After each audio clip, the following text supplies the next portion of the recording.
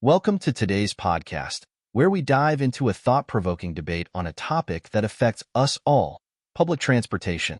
The motion we are discussing today is this House would make the use of public transport free. This debate brings to the forefront critical issues related to economics, environment, social equity, and governance. We'll break down the arguments for both the government and opposition teams, examine potential questions and answers, and analyze the key clashes that define this debate. So, sit back, relax, and let's explore the intricacies of this motion. Let's start with the government team's arguments. They present a compelling case with two main themes: economic and environmental. First, let's explore the economic benefits of making public transport free. The government team argues that this move would significantly boost local economies. When citizens don't have to spend money on public transport, they can use that saved money on other goods and services. This extra spending power can boost local businesses and drive economic growth. Additionally, free public transport can attract tourists, who will spend money on local attractions, accommodations, and dining, further stimulating the economy.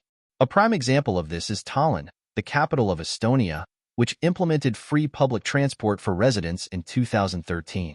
Studies have shown that this policy has led to an increase in retail sales and economic activity in the city.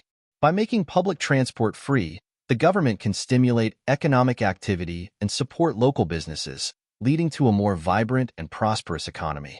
This policy not only benefits individuals by increasing their disposable income, but also helps small businesses thrive, creating a positive feedback loop of economic growth. In addition to boosting local economies, the government team argues that making public transport free can reduce the financial burden on low-income families. Transport costs can be a substantial part of the budget for low-income households. By eliminating these costs, the government can provide immediate financial relief, allowing these individuals to allocate their resources towards other essential needs such as housing, healthcare, and education. For instance, in some cities where free public transport has been implemented, such as Hasselt in Belgium, low-income residents have reported a significant decrease in financial stress and an improved ability to access jobs, healthcare, and educational opportunities. Making public transport free helps to bridge the gap between different socioeconomic groups by ensuring that everyone has equal access to transportation. This can lead to greater social mobility and reduce poverty levels, contributing to a more equitable society. Now, let's turn to the environmental benefits. The government team argues that eliminating the cost of public transport encourages more people to use it, thereby reducing the number of private vehicles on the road, which in turn decreases traffic congestion and pollution. Traffic congestion is a major issue in many cities, leading to increased travel times, higher fuel consumption, and elevated levels of air pollution. Free public transport provides a strong incentive for individuals to switch from private cars to public transit, leading to fewer vehicles on the road and a reduction in overall emissions. For example, in Luxembourg, which made public transport free in 2020, there has been a noticeable decrease in traffic congestion and a positive impact on air quality in urban areas. By reducing the number of private vehicles on the road, free public transport helps to alleviate traffic congestion, leading to faster travel times and a reduction in greenhouse gas emissions.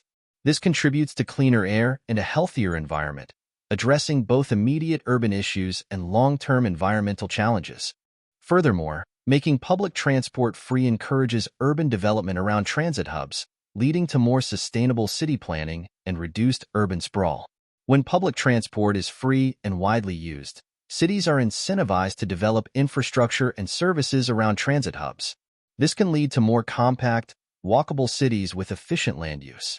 It reduces the need for extensive road networks and parking spaces, preserving green spaces and reducing the environmental impact of urbanization. An illustrative example is Curitiba in Brazil, known for its innovative public transport system, which has seen significant benefits from integrating transport with urban planning. The city has developed around its bus rapid transit (BRT) system, resulting in a more sustainable and environmentally friendly urban layout. By encouraging the use of public transport, cities can develop more sustainably, reducing urban sprawl and preserving natural environments. This leads to better quality of life for residents, more efficient use of resources, and a lower environmental footprint for urban areas. Now, let's move on to the opposition team's arguments. They counter the government's points with concerns centered around economic and social challenges. The opposition team argues that making public transport free imposes a significant financial burden on governments. The revenue from public transport fares is a critical source of funding for maintenance and operations. Eliminating fares requires the government to cover these costs, potentially leading to higher taxes or cuts in other public services. For example, in the city of Tallinn, Estonia, the implementation of free public transport has led to increased government spending to cover operational costs, necessitating budget adjustments in other areas. The financial strain on government budgets can lead to reduced funding for other essential services such as healthcare, education, and infrastructure, negatively impacting the overall quality of public services. In addition to the financial burden, the opposition team argues that free public transport could lead to overcrowding and decreased service quality. With no fare revenues, public transport systems may struggle to invest in necessary upgrades and expansions, leading to overcrowded buses and trains, delayed services, and reduced overall efficiency. In some cities where free public transport was trialed, such as in certain U.S. cities, increased ridership without corresponding investment led to overcrowding and dissatisfaction among users. Poor service quality can discourage use, causing frustration among commuters and potentially driving them back to private car use, which undermines the intended benefits of free public transport. The opposition team also raises concerns about inefficiency and misuse. They argue that free public transport may lead to inefficiency and misuse of the system. When services are free, there's a higher risk of misuse, such as people using public transport for short, unnecessary trips, leading to inefficiency and higher operational costs.